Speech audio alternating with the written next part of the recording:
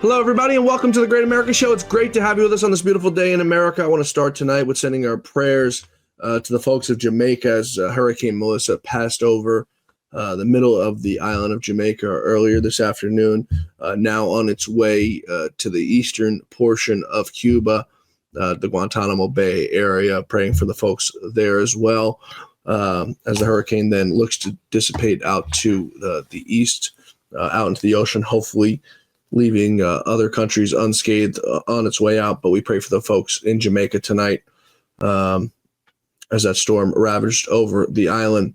We begin tonight with the Biden Autopen scandal, and it seems to be that we may finally get some accountability. The Biden Autopen scandal has now taken a new turn, and the Department of Justice may soon get involved.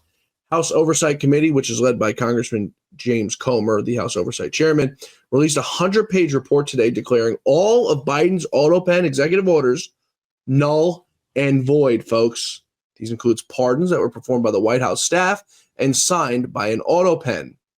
This could be an issue for Joe Biden. Executive actions taken by the White House staff, signed by Autopen, null and void. Now the Department of Justice may soon get involved. The House Oversight Committee reached in that 100-page report. House Oversight Chairman James Comer, who I've maintained throughout this whole thing, doing a terrific job. They also released this short little video. I want to bring a part of it to you of some of the depositions that they got out of these top Biden White House aides, some of the people closest to Joe Biden, and what they knew. Let's take a look at the video released by the House Oversight Committee.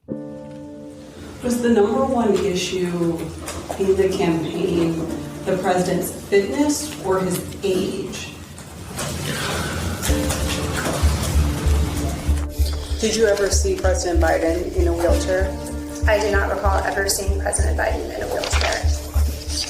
And new information now on the people in his inner circle and how the cover-up actually operated. Senior aides that worked here until just a couple months ago, the beginning of this year, manipulating an ailing president for their own gain. How much were you paid for your role in the campaign in 2024? Just a little bit short of $4 million. I'm sorry, how much? $4 million. You believe that the president should stay in the race. Your own financial stake in the matter was a factor in any way in your advice to the president? I don't believe that. And when it comes to President Biden's decline, the official word from Biden world about all these news stories is that nothing has been revealed this week that shows that President Biden was anything but an effective president. Yes, I noticed that he was aging in terms of his physical condition. I noticed that, he shuffled more. That he has more stumbling over words and gaffes than he did at the beginning of the term. His rhetorical skills were not as strong as they had been, and his speeches were less effective, I thought. We talked about age. We knew it was an issue, and we tried to design a strategy. We had a discussion at the senior advisor level about whether the president should have a cognitive exam. Flashback now to the legacy media's complete denial of the president's cognitive decline. Start your tape right now, because I'm about to tell you the truth. And F you if you can't handle the truth. This version of Biden is the best Biden ever. His mental acuity is great. It's fine. It's as good as it's been over the years. He is sharp. He is on top of things. Do you regret saying that President Biden had a mental acuity? He had a sharpness to him. I said what I believe to be true. And you think he was as sharp as you? I said I had not seen decline. And I hadn't. He is just fine. How people interpret that is up to them. We're watching the testimony of this woman here, Annie Tomasini. She's the former senior advisor to President Joe Biden. She was the third person set to appear before James Comer's committee. She has now taken the fifth. There is now a pattern of key Biden confidants seeking to shield themselves from criminal liability for this potential conspiracy. Were you ever told to lie about the president's health? The advice of counsel, I must respectfully decline to answer based upon the physician-patient privilege and in reliance on my right under the Fifth Amendment of the Constitution. Let the record reflect that Dr. O'Connor has invoked the Fifth Amendment right against self-incrimination. Dr. O'Connor, did you ever believe the president was unfit to execute his duties as president? And we can tell you that he will have the same answer with respect to any questions that are asked. Did any unelected official or family member of President Joe Biden execute the duties of the presidency? Did Joe Biden, a member of his family, or anyone at the White House ever instruct you to lie regarding his health? On the advice of counsel, I respectfully decline to answer the question pursuant to my Fifth Amendment rights under the Constitution. There you have it, folks. Just a short little clip from that almost 10-minute long video that the House Oversight had put out. Trouble, I think, for Joe Biden and the cronies that kept his cognitive decline a big secret inside the White House. Now, this 100-page report from James Comer calls on the Department of Justice and Attorney General Pam Bondi to conduct an investigation, including of Biden aides responsible for this cover-up. So now we'll wait and see what Pam Bondi does. Comer writing, quote, "We're calling on the U.S. Department of Justice to conduct a thorough review of these executive actions and scrutinize key Biden aides who took the fifth to hide their participation in the cover-up." And now I think we have to probably look into the Board of Medicine and into Biden's physician, who was number one on that cover-up, folks, telling us that Biden was healthy, everything was good with him, cognitively good, refused to take a cognitive test, but told us that everything was good and there was no issues there whatsoever.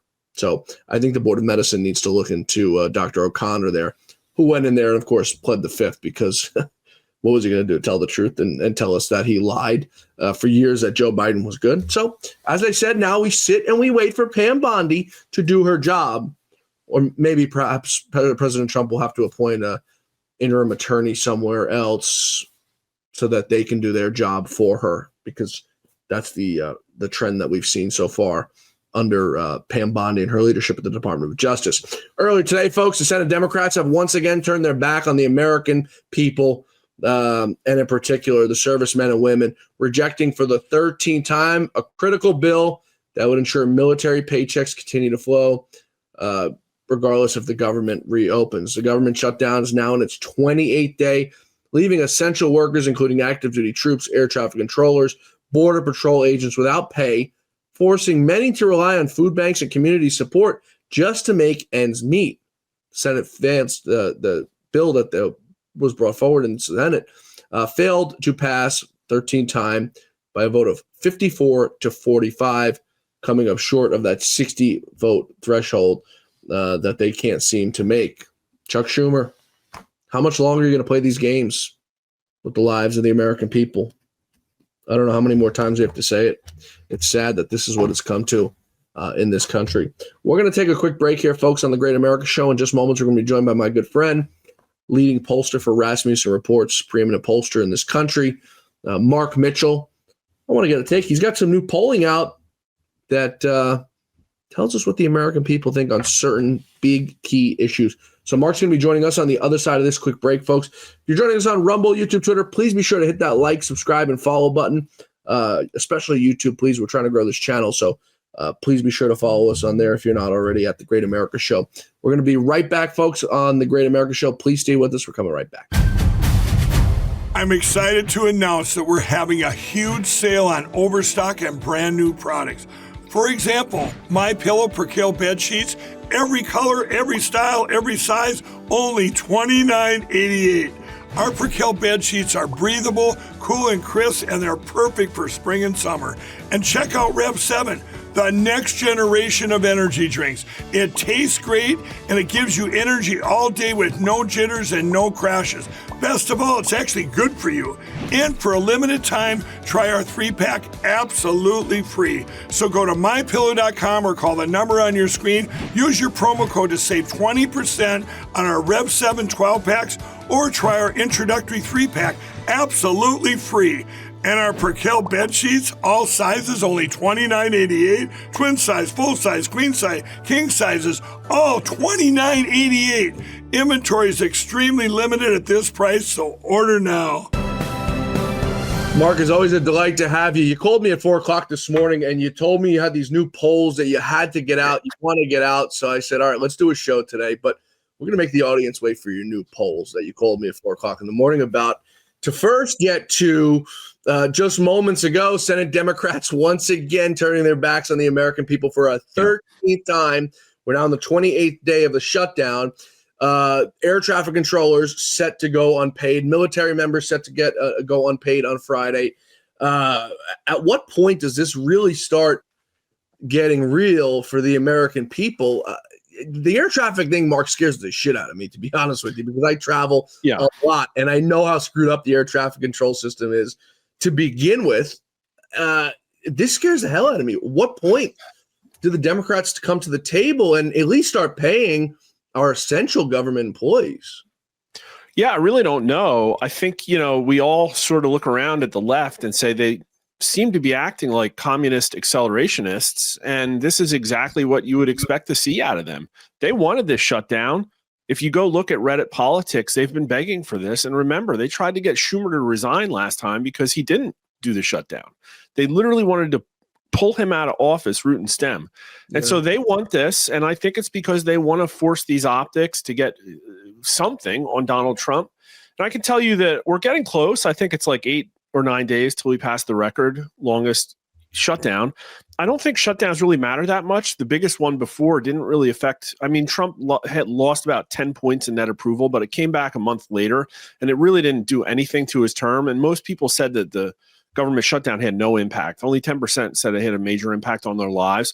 We're in the field with that question now. I don't expect to see anything different. And the same thing happened back then. People losing stuff and blah, blah, blah. All the tears about paychecks not getting paid. Now, he's down to -8 net approval today, which is the lowest that he's had this term so far. And so, okay, fine. But he was like -25 back during the Russian collusion hoax. So he's nowhere near his bottom. And it seems like they're willing to take calculated risks now. And that's exactly what this is. Now, they're trying, for instance, to fund SNAP in Congress. And we know the Senate Democrats aren't going to vote for it. And so it's like the left wants to cut 42 million people off of the supplemental nutrition. That's going to happen in a couple of days now. Then they're calling for violent protests in the street. So we might be on the brink of a purge or something like a bugaloo. And neither side really seems to care that much. Is it a foregone conclusion? I'm not entirely sure what Chuck Schumer's calculation is on this, right? And I've talked about this in great depth on the show before. He's almost guaranteed to get primary by some far left Marxist, and whether it be AOC or a Mamdani copycat, whatever it is, he's going to get primary. Now, he's already committed political suicide because he hasn't gone as far left as possible. He's tried to, but then he's also come back to the middle. So he's managed to piss off his base in the middle. He's managed to piss off the Marxists on the left. So he has no real footing to stand on. Is it a foregone conclusion that Chuck Schumer's the writing's on the wall for him? I think it's a situation where they're just like basically politically not relevant. I mean, I could look at the Google Trends here and look at Pelosi, and I suspect that I'll find that her just name it's not being searched as much. It is focused on people like the younger generations who are willing to be a lot more socialistic and economic populist. And I think that that's kind of where everything's going. But he doesn't have a future. He's not going to run for president. He'll just sort of bide out his time in the Senate. And I think younger people are going to increasingly challenge him because they perceive him as not far left enough. That's where the party's going. It's going in the direction of Mamdani. Do you expect it to happen? Your take on it in this next election cycle? Do you expect it to happen 4 years from now, 8 years from now? I mean, what blood is in the water? Clearly, at what point do you expect the AOCs and Mamdanis of the world to try to come in and take over the party? It's only a matter of time. And just not to go off on a tangent here, but I was talking with Roger Stone about this on the phone the other day, and I said, I mean, word for word, I don't give an F what happens in New York. I don't think that Republicans should be trying to interfere in an election. I don't think anyone else should be trying to interfere in an election. The stage is set. Mamdani won the primary fair and square. I can't stand the guy. I despise everything about the guy. I'm not rooting for him. But, Mark, the chips are going to fall where they may. This man won a primary. Why are we trying to interfere in it? This is what the people want. Clearly. 100%. Yeah, the part that is so gross to me is the conservatives who will look at New York and say, we have to save New York. And therefore, we have to throw out all of our conservative values, pull support, tell people to pull support from Curtis Sliwa and put it behind Andrew Cuomo, who is a mass murderer, allegedly, and who is a far leftist. They're telling us to compromise our values when the left is unwilling to. This is what they want. The women bragging about voting for Mamdani on TikTok, I don't think they even really know what he stands for. I think most of these people just know that fundamentally it pisses off the patriarchy. It pisses off the right. And so it's a temper tantrum vote. And fine, sometimes you just have to let the kid throw the temper tantrum. And I think that's what we're going to see. But the caveat is, if he really did some of the things that people are alleging, if he really is a Ugandan citizen who didn't file his paperwork correctly, or if he has taken funding illicitly from his campaigns, I don't know the details, then maybe it's time to step in then, because it will look non-democratic. But this is less than a year after or barely more than a year after Kamala Harris's anointment, which was also non-democratic. Is that stepping in to bail out New York? I don't know. I think it's the optics of hey, we got this guy. Maybe now we can go after Ilhan Omar, right? Because she's probably got problems as well. That's immigration fraud. That would be a huge accountability win, in my opinion. My favorite part about this all, Mark, I have a sister I love to death, but she's a Democrat, and she's smart as hell. I'm not entirely sure where her brain went politically wise, but I was talking to her the other day, and she lives in Manhattan as well, and I was telling her, I said, I can't wait for Mamdani to win. And she goes, why? This is terrible. I take the train every day. I said, but you got to realize, I almost said her name. You got to realize this is what you people stand for. This is what well, no, I don't want that. I just hate Trump. This is not what I wanted. This is not what I said. No, but this is what you've got now. This is where you people have pushed the Democratic Party. Now the chips, as I say, are going to fall where they may, because this is the position that you've pushed into. And I think a lot of them are starting to realize, and it is, Mark, it's not the people in the lower income areas. It's not the people of minority who are pushing for this guy. It's rich, white, and Asian voters who are going to deal with the wrath of this. The subways are going to be out of control with crime, and it's these rich, white people who take the trains every day to their Wall Street jobs in their nice vests and briefcases. It's these rich white people who are going to be walking up and down the street as prostitutes try to solicit them. Now, they may or may not like it. Who knows? But it's going to be these rich white people who have to walk past the drug addicts on the street every single day. To me, I laugh at it because I know this is what it's come to, and this is what it's going to be. Mark, I've been doing this for far too long to not see that the path for victory for Mamdani is about 99% to 1. Yeah. And that 1% is Cuomo and Sliwa splitting a 0.5% each. Yeah, it's 100% he's going to win unless something majorly happens where the polls just somehow missed a complete groundswell of people voting against that guy. It's not going to happen. And already all of the wealthy people who have backed this guy, who are in the financial and insurance industries, are starting to cut and run and look at places. Apparently, real estate interest in Florida is starting to pick up. And I think, maybe Ron DeSantis should say, no, Florida is not open to you people. Go back and seriously. But this is the problem, is that the Democrats looked around and watched this happen, and they knew it was happening. Mm-hmm. The Overton window has been moving left on every single thing. And the reason is because they've had this no enemies to my left philosophy for so long that the radical left ideology became the core of their party because they wouldn't allow dissent. And measured in many ways now, 70% of Democrats support amnesty. That's how high it's gotten. Almost 60% of Democrats now support taxpayer-funded reparation payments to the descendants of American slaves. This is who they are. Ubiquitously all pro-choice. They are an impenetrable wall of radical leftism, not the Democrat Party that put moderate Bill Clinton into office. Yeah. And they have nobody to blame but themselves, because the Republicans were certainly not involved at all. Right? This is something that the left totally did. No. And my favorite part about it all, Mark, is you've got these rich, I mean, there's no doubt, arguably, Jamie Dimon's the most successful man on Wall Street, probably in history. Well, most well-paid, most successful. Him and his wife were out campaigning for Kamala Harris secretively. Who stands for the same values, by the way, that Mamdani stands for, whether she says it out loud or not, right? These people are all, narcissistic, communist socialists, right? So whether she says it out loud or not, whatever. So he's out there campaigning, and now he's sitting there. He just opens up these, I don't even know how many billions of dollars it costs, his building, standing next to Kathy Hochul.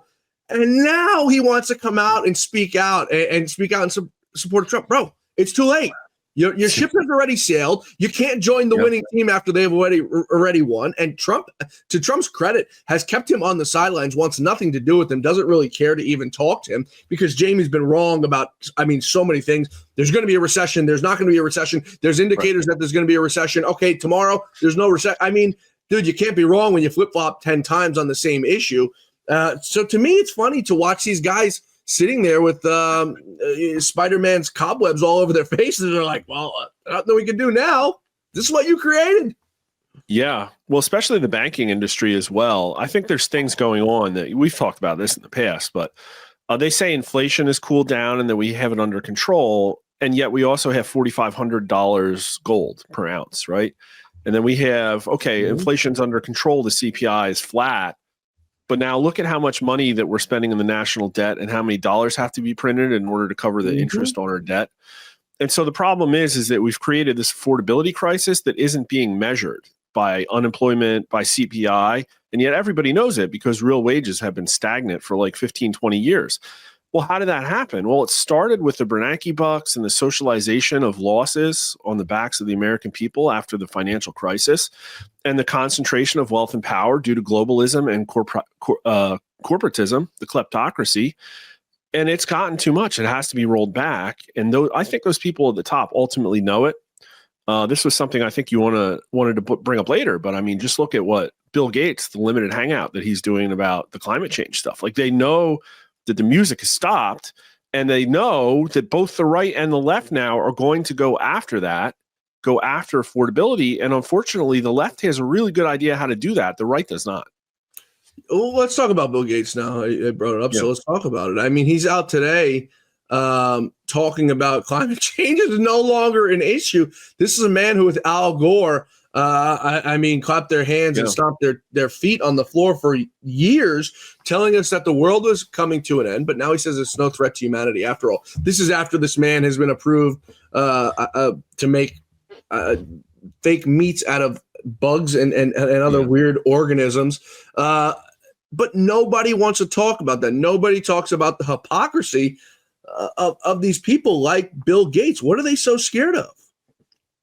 I think they see the writing on the wall. America is ready to go after the elites. The people on the right, the voters on the right, are screaming for it almost as much as the people on the left. And I think they know the grift has gone too far. If you look at like what he said, it wasn't only just that it's no longer a near-term existential threat. It's that we have nearer-term threats, like domestic ones, that we have to take care of, ostensibly acknowledging the fact that they've created a situation where America doesn't work. And it's because of the stuff that they've done to it. And unfortunately, the climate change brainwashing has been very, very successful. We've been measuring it year after year. And in just 10 years, it's gone from, we have one tracking question, which is like, let me try and pull it up specifically. Global warming is not a threat to the world, agree or disagree. And 10 years ago, 55% disagreed with that statement. And now it is, where is this one? 65%. So now 2/3 of America thinks that global warming is a threat to the world. And we all know why. They've taken over education. They've plastered it everywhere. Every politician has to ubiquitously. And we know why. Even the right supports this, like we have to save the world from climate. Yeah. Even the right. And we all know why. It's because of lucrative private equity deals and the loans that they cut on the back end and the ability to create a whole new industry of clean energy that shifts the paradigm from oil exploration and all the Halliburton stuff into a bold new world where they can grift a higher margin. I think that's really what it is. And it's sick and perverse because so many people have become billionaires off the backs of like American Rescue Plan infrastructure projects on things like solar fields that are not going to turn a positive ROI, but doesn't matter because they get their 2 and 20. They get their management fees. They get their kickbacks. Yeah. Yeah, they absolutely don't care. You're absolutely right. Speaking of big corporations and corporate America, you've got some new polling out on economic populism. So I guess it's only relevant that I preface your polling results with some news for you. India's government is drafting a bill marked to expand and accelerate the already huge migration of Indians into America, into the developed world, including white-collar careers in Fortune 500 companies. The, quote, overseas mobility bill will help Indian government train its young people amid recommendations from foreign companies, negotiate labor deals with foreign governments, and help bind overseas Indians to their home countries, according to the latest reporting. So, what says you, Mark, Mr. former Walmart employee? Oh my God, John. Wait, what? What's the name of this thing? I'm so taken aback. This is why I didn't tell Mark before the show. I told him, I said, we're going to talk about your economic populism polling. I said, but don't bring it up because I've got a story for you. And I knew I was going to railroad Mark with this because these are his arch nemesis. And Mark, for you don't know, worked years in Walmart. No, he wasn't walking down the aisle helping Granny with the laundry detergent. He was in the logistics of e-commerce. Yeah, I was like in e-commerce home office. So I led a pretty big team, about 90 people. And our job was to fix all of the things that happen to your order at Walmart online that are all jacked up. And, things like, I didn't get my email on time. It had the wrong date. They sent the wrong item. The item just disappeared in shipping. And then they blamed me and all these things. And it's traditionally been really bad, like 100 times worse than Amazon. And what I uncovered working there is essentially about 80% of the problems were because Walmart technology is 70% Indian foreign national. And these people culturally just don't have the same kind of, let's just say, emphasis on quality assurance. And it's what they call a high power distance culture, which means that often they just will not air bad news to the boss. Instead, they just sweep it under the rug. And so there's decades of legacy code problems just sort of swept under the rug at Walmart that are affecting customer experience. But Walmart purposely leaned into this. And this is what pisses me off and is so perverse about H-1Bs. They made a decision, we're going to go for cheaper engineering labor. And what they do is they hire an Indian foreign national on visa into like a C-suite or a VP slot. And all of a sudden, all they do is hire Indians. That's just, it's happened. There's a real Matt Forney, Forney on Twitter, a really great account to follow, that's been going after company where this is happening. There was a huge story about FedEx that just came out from Revolver News on this. USAA, Capital One, Amazon, Google, every one of these companies is completely replacing not only just like white workers or domestic workers, but just really any workers that happen to have families and kids and a spouse and are in their mid to late 30s and have higher salaries, because Obamacare made insurance so expensive. And if you have a bottomless well of 25-year-old single somethings out of India that you can already pay 20% less, you can make a lot of money there, even though it might screw up your entire corporate culture. So we are literally taking the crown jewels of corporate America and just handing it on a silver platter to the third world. 70% of H-1Bs are Indians. But, oh man, you asked me about the economic populism polling. I'll make it real short. I'm going to mark you down real quick as a no on. This is a no. Yeah. What's that bill? I got to look it up. I'm going to make about 100 tweets on this thing today, man. Just ultimately, some Twitter followers while you're at it, please. Well, you tweet them and send them to me, and you team me up, John. I'll it's called the Overseas Mobility Bill, and I could go ahead and send you over the article. But they're training young Indians for future jobs overseas, and they don't say America, but we could all guess where they want to go. Wow. I wonder if India has a sponsor and if they have any ties to U.S. politicians. That would be awfully interesting. Yeah. You know, they want this to happen. Even Vivek Ramaswamy is out there still with his sort of like, idiot. yeah, you know, he says, well, we can make American workers less lazy if we just entice them by equity. It's so bad. So here's the, in my opinion, most important poll of the 2028 cycle. We talk about liberal luxury beliefs, but I think conservatism is a luxury belief too, even if you understood what conservative is at this point, which I don't think most people do. No. But we asked a question. We defined economic populism for people as an economic and political approach that emphasizes growth and income distribution, often by opposing the perceived elites in favor of the interests of the common people. And 58% of America agrees that we need more economic populism. Only 27% disagree.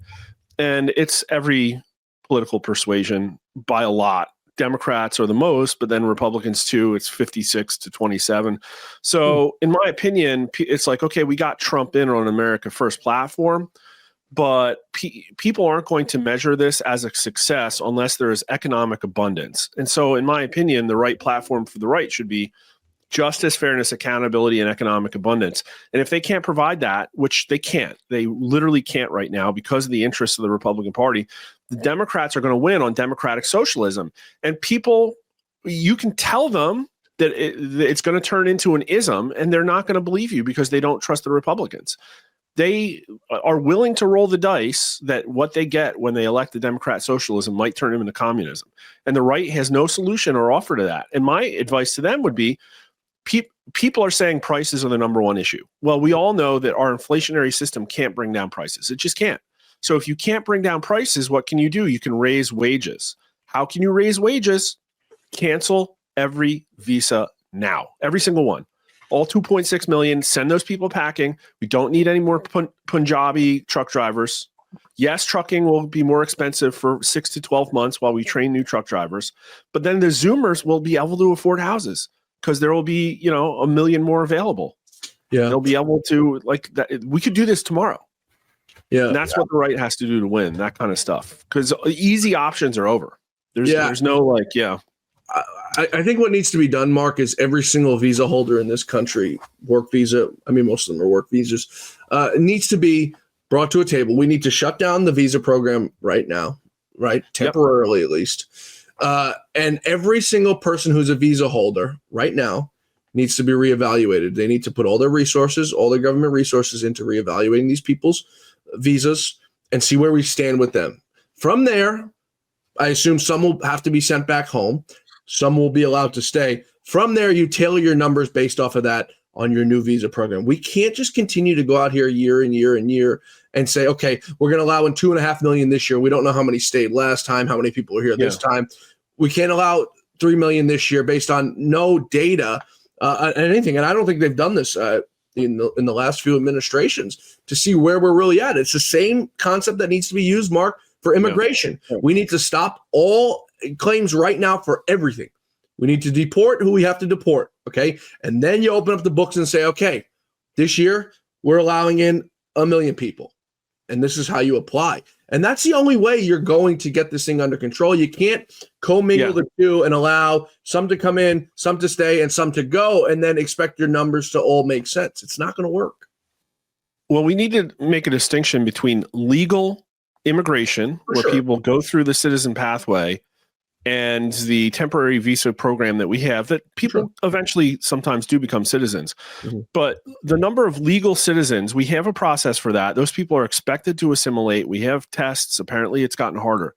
The temporary visa people are people literally just treating America like an economic zone, and they're going to come over here and they're going to work, but then they're also going to be a burden on our housing, on our groceries, on our supply chains, on our health.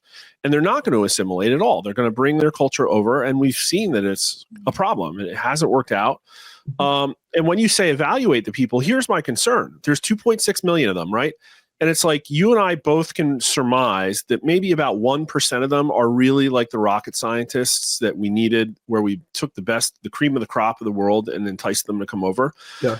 But what's going to happen is when you go through that process, the National Truckers Association Union or whatever is going to come to Republican senators and say, what are you doing? We need these people. You can't just send them back. And the answer is, quite frankly, no, we don't need these people. But those are the ones that will pull funding. They're the ones that will pull endorsements. And so the politicians will just cave immediately and sell American workers down the river again. It's the same old story over and over again. And it's like, we can't have a capitalist system if you can't have an independent government that will look out for the best interest of the American worker. And all they've been looking out for is the best interest of the Fortune 500. I hear every day about the products you all wish MyPillow carried. Well, guess what? We probably do. Slippers, bathrobes, pet beds, blankets, mattresses, sleepwear, loungewear, duvets, comforters, pot holders, aprons, oven mitts, and so much more. And they're all on sale. For example, get our best-selling standard MyPillows for only $14.98. Body pillows, $29.98. 6-piece bath towels or kitchen towel sets, just $29.98. Multi-use MyPillow 2.0s with pillowcase, $9.98. Save $40 on our Spring Percale and Giza Dream bedsheet sets.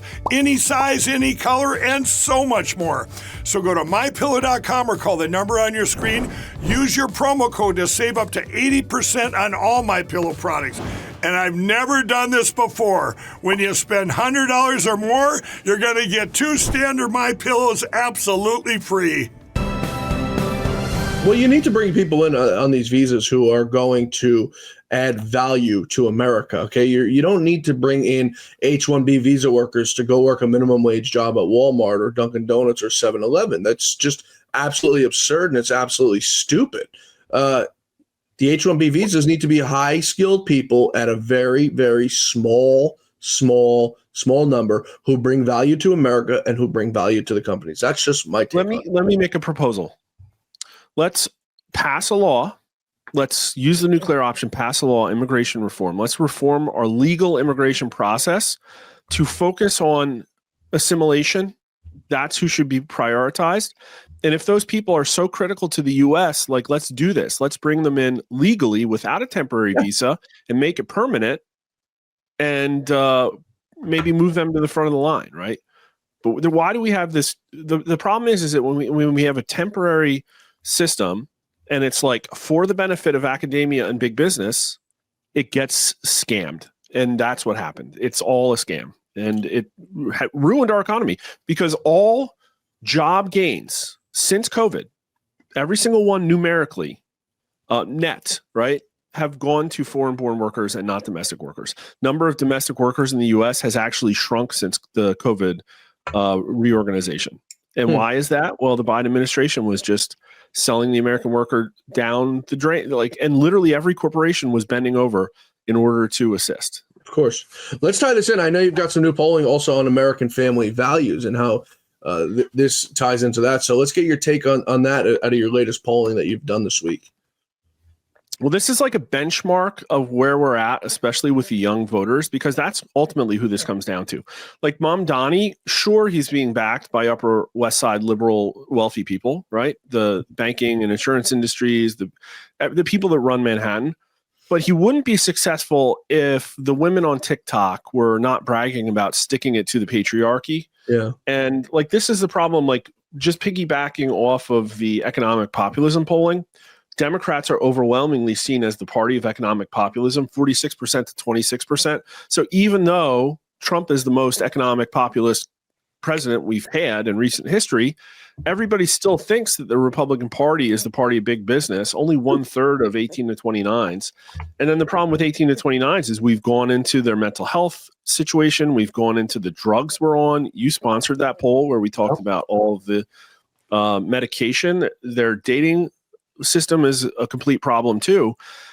They're not forming families. But then if you look at, we've got a lot of polling. This one in particular I'll talk about, but then also where is it? This one's family values. But we also asked a question about how important is it that Americans get taught traditional Western values.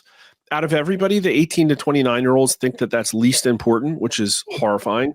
But then this one, would America be a better country if more people had traditional families, traditional families. Now, what we were trying to do is get at this idea of like sort of divorce and LGBT and, you know, two-mother households and that kind of thing. And these people aren't getting assimilated into the American culture that we used to have. Only 40% of 18 to 29-year-olds think America would be better if we had more traditional families. And so this is a cohort of people that everybody says is becoming more conservative. They're going back to church more. And it's like maybe, but not the majority of them. They have, again, they're completely punching out on the system that we are handing them. And this is 18 to 29s. We're not talking about 12-year-olds. Yeah. These are the people that are about to be in charge of the country, and they don't give a crap about the way it was in the 60s or the 80s. They don't even know. They don't know how good it was. And we haven't made the case for them because we thought that we could have economically libertarian positions and then sort of whiff on social conservatism. And really, the Republicans aren't making a case on anything. I haven't heard a really good Republican pro-life case in probably a decade, right? At least. It's like they've completely given up. Yeah, you're right. Speaking of your polling, Mark, you've also done some polling this week on some SNAP benefits, which I guess are running out now because the Democrats don't care about the people in America. They don't care about the lower class. They don't care about the middle class. The Democrats are truly the party of the rich. They try to say it's the Republicans, but they are truly the party of the rich. They cater to them through the back door. No pun intended. But what's your polling now showing about people and what they want out of this program that's running out of money? Yeah, this is a pretty big topic because, in my opinion, it sort of shows how corrupt the Republican Party is. Oh, for sure. I did a video kind of ranting about this because there was an article in The Guardian about how Coke's been worried that what happens if you take sugary beverages out of SNAP, and turns out that SNAP is like 15 to 20% of all Coke's U.S. revenue. Wow. And so they basically use the American Beverage Association to purchase Republican lobbyists, to hire Republican pollsters to put out fake polls that showed two Republican governors in states that were trying to circumvent the federal government's inaction on this to kill the bills. And so they can keep selling sugary drinks to people who should be using this to put food on their table. So it's really perverse how quickly just Republicans completely folded, because this was a key part of Make America Healthy Again. And what happened, like within 2 months of Trump coming into office, the beverage industry basically purchased online MAGA influencers in order to try to divide the right, in order to make this become dead in the water. So we went out and tested this. Do you think people receiving food stamps should be allowed to purchase soft drinks and sugar sweetened beverages with food stamps, or should not be allowed? And should not be allowed wins 47 to 43, but it's 61 to 31 among Republicans. So basically, Republican lobbyists fabricated the opposite signal in a fake poll in order to save billions of dollars of revenue for Walmart and Coca-Cola and Pepsi. And then, do you agree or disagree with this statement? It's nonsensical for U.S. taxpayers to spend tens of billions of dollars subsidizing junk that harms the health of low-income Americans. 59% agree, 28% disagree. And what's really wild is the only race of people who think that you should be able to buy soft drinks on SNAP is black voters. Everybody else says no.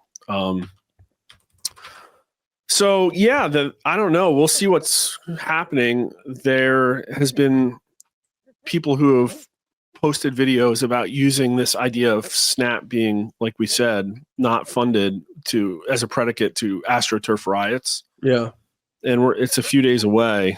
I'm not sure. 42 million Americans, 120 billion in annual revenue. 25% of it goes to Walmart. It's like...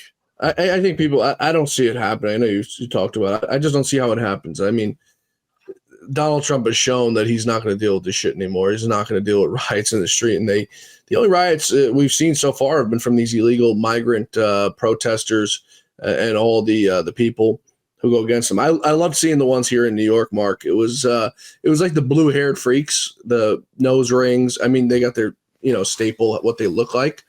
Yeah, pretty much. It's like a template. You got to have a nose ring. You got to have like a bob haircut. You got to have blue or pink hair. Or, you just got to be like a total weirdo.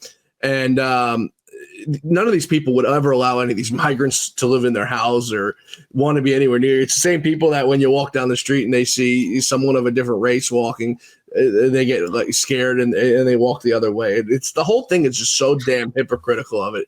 It's so sad and pathetic to see that this is what it's come to.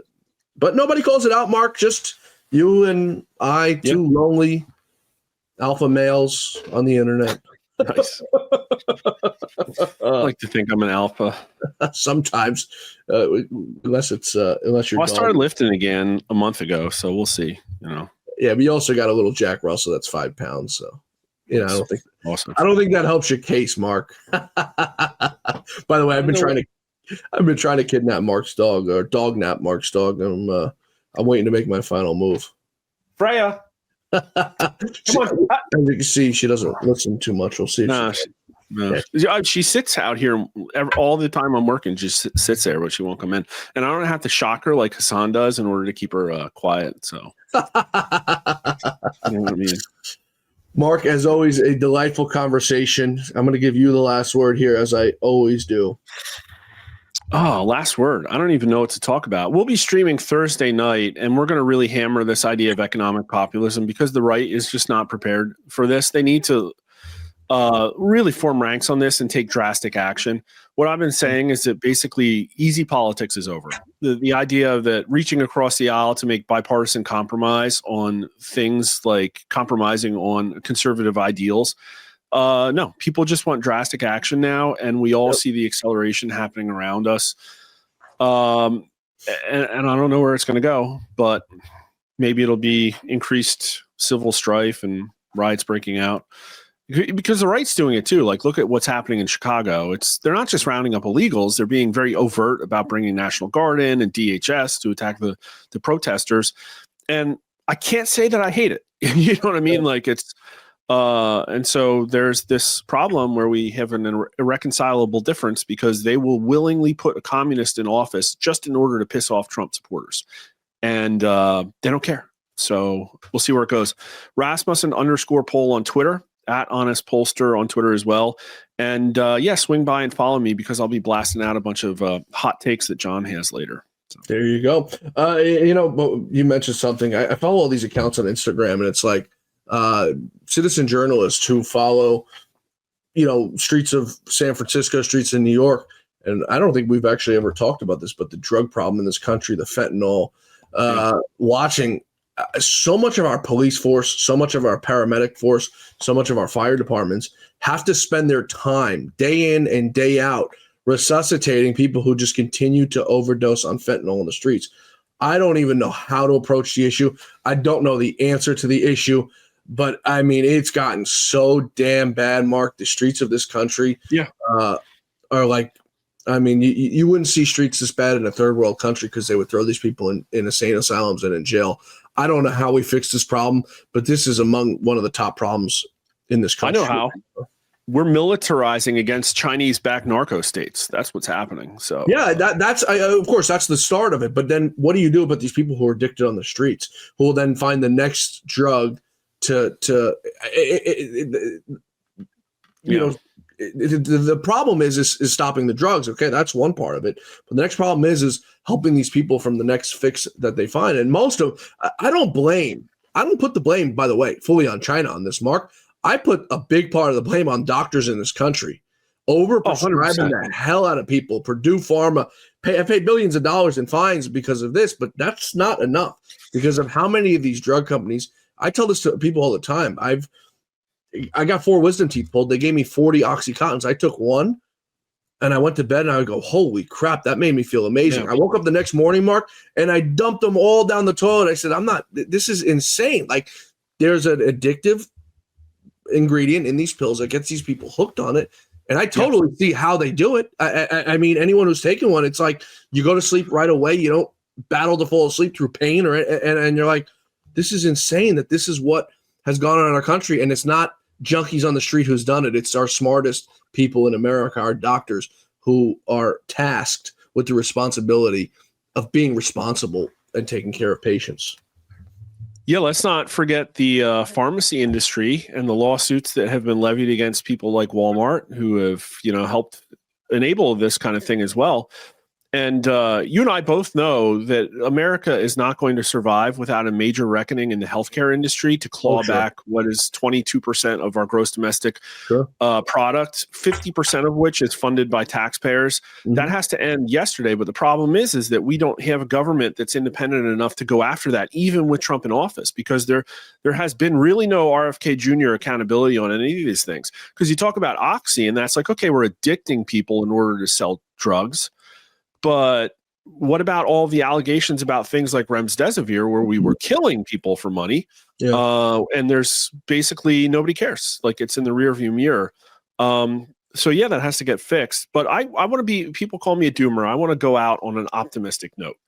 And that is, remember when we had national projects? Remember when we put a man on the moon and America watched every single Allegedly, yes.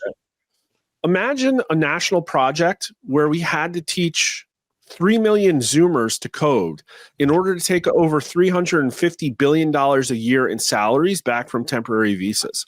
I think America is so effective that we could do that in 12 months. I think we could teach the Zoomers to code. Hold on, I'm gonna be doom real quick here, Mark, because my opinion, it's a waste of time with AI. There's gonna be no more coding. You can go on ChatGPT right now, Mark. You can put a website, you can tell ChatGPT, you show them a website and say, give me a coding for a website with X, Y, and Z, and ChatGPT will spit it back at you in 30 seconds. So, John, you're making the case for me, though, why we still shouldn't have 2 million coders here. Oh, I agree with you 100%. On that. But I'm saying training Zoomers is... Well, we get their feet train the Zoomers, Mark. Train the Zoomers to go be plumbers. Train the Zoomers to go be HVAC techs. Go train the Zoomers to be electricians. I have friends who are blue collar workers who are making $600,000-$700,000 a year. Okay, and they got laughed at for not going to college. So let's train the Zoomers to do things that actually matter in this country. That's my point on it. Well, I think a lot of them already are, but we're not importing Punjabi HVAC installer people. We're importing the coders because that's the easiest thing to lie about on the resume. And so let's just get rid of them. You know what I mean? And it's like, okay, maybe if your job turns to AI 5 years from now, at least you've been acclimated into the corporate client. You have a resume, you know what the culture is like, instead of this nihilism that turns people to drugs. I think that one of the ways to deal with this, there's economic abundance. That's what we have to go after. You're not going to be able to stamp out all the addiction, but if you present people a system that works, that wants them to be happy, there's a successful dating situation. You're not going to get your house stolen from you in a divorce. You don't need drugs because you have a future, like self-actualization. We don't do that at all. These people have no future. And so we have to give them one. Yep, I agree with you. I guess we found some common ground on that. We can end on a high note. Rasmussen _poll, folks, on YouTube, at Honest Pollster, on Twitter. Rasmussen Reports on Twitter as well. They do a terrific job, folks. Mark Mitchell, we'll see you next week, my friend. Yeah, great to be here. Thanks, John. Thanks to Mark Mitchell, folks, and thank you all for being with us here on the Great America Show. We'll see you back here tomorrow. Truth, justice, and the American way. Same time, same place. Until then, may God bless you. May God bless America, and may God bless the great Lou Dobbs. Have a great night, everybody. God bless you all.